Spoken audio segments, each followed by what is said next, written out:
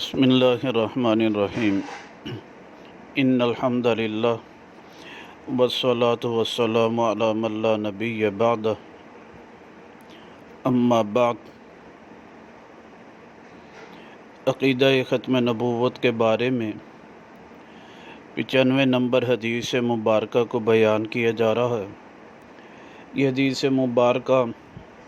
کنز العمال فی سنن الاقوال والافعال جلد نمبر 11 صفحہ نمبر 191 پر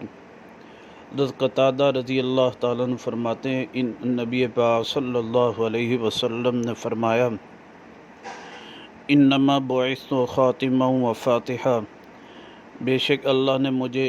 مبعوث کیا، پیغمبر بنا کر بھیجا، خاتم اور فاتح بنا کر، وَأُعْطِيتُ جَوَامِعَ الْكَلِمِ وَفَوَاتِحَهُ، اور مجھے دیے گئی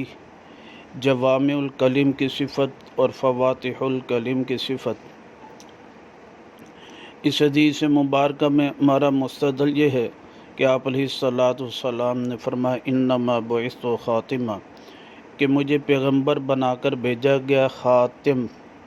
یعنی سب انبیاء کے آخر میں آؤں گا،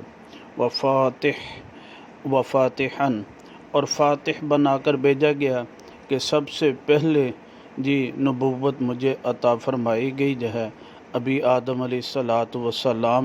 یعنی اپنے سانچے میں موجود تھے، لیکن اللہ سبحانہ وتعالیٰ نے اس وقت ہی مجھے نبوت دے دی، تو میں خاتم الانبیاء بھی ہوں اور فاتح